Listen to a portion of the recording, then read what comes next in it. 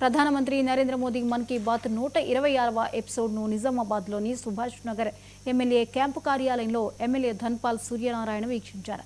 ఈ సందర్భంగా ఎమ్మెల్యే మాట్లాడుతూ ప్రధాని స్వదేశీ ఉత్పత్తుల వినియోగాన్ని ప్రోత్సహించాలని ప్రజలకు పిలుపునిచ్చారని తెలిపారు. రాష్ట్రీయ స్వయం సేవక్ సంఘ్ శతాబ్దోత్సవాన్ని ప్రధాని గుర్తు చేశారని తెలిపారు. అయోధ్య రామ మందిరం నిర్మాణంతో హిందువుల చిరకాల కల నెరవేరిందన్నారు. నవరాత్రులు, దీపావళి సందర్భంగా మోదీ ప్రభుత్వం జీఎస్టీ తగ్గింపులు ప్రజలకు ఊరటనిచ్చాయని తెలిపారు. స్వదేశీ వస్తువుల ఉపయోగం, స్వదేశీ ఉత్పత్తుల ప్రోత్సాహానికి ఎమ్మెల్యే ధన్పాల్ మద్దతు పలికారు.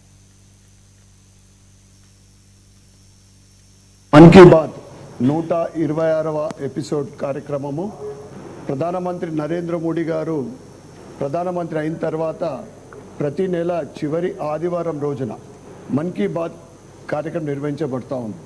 ఈసారి ఈ మన్ కీ బాత్ చాలా స్పెషల్.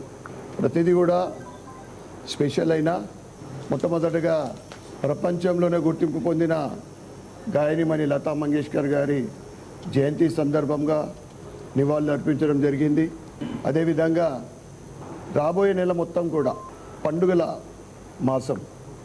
ఆ సందర్భంగా 22 సెప్టెంబర్ రోజున శరన్నవరాత్రి మొదటి రోజు దేశ ప్రజలకు జీఎస్టీ తగ్గింపుతోటి రాబోయే దసరా, దేశవ్యాప్తంగా ఘనంగా జరుపుకోబోయే దీపావళి ప్రజలకు ఒక కానుక.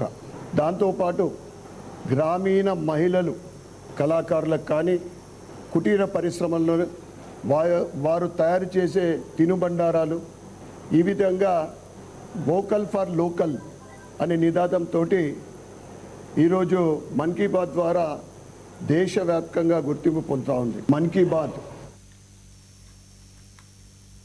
తెలంగాణ ఆడపడుచుల